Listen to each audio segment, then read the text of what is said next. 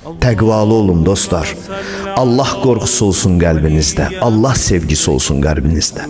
Allahın vacib dediyi hökmlərə ciddi yanaşın. Allahın qadağa elədiyi haramlardan ciddi çəkinin. Çünki dünyanı tanımağa qalsa elə buradan başlamaq lazımdır. Budur dünyamız. Budur dünyamız. Yaşadığınız evlərdə indi başqaları məskunlaşıb.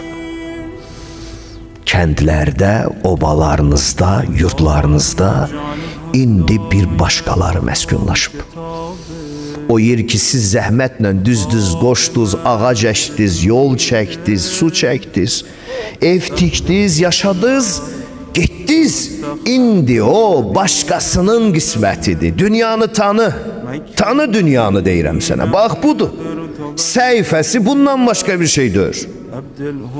O yerdəki sən yaşamısan gecə gündüz, hətta ibadət eləmisən, hətta toy eləmisən, ölənlə yas eləmisən, artıq sənin deyil, başqası yaşayır orada.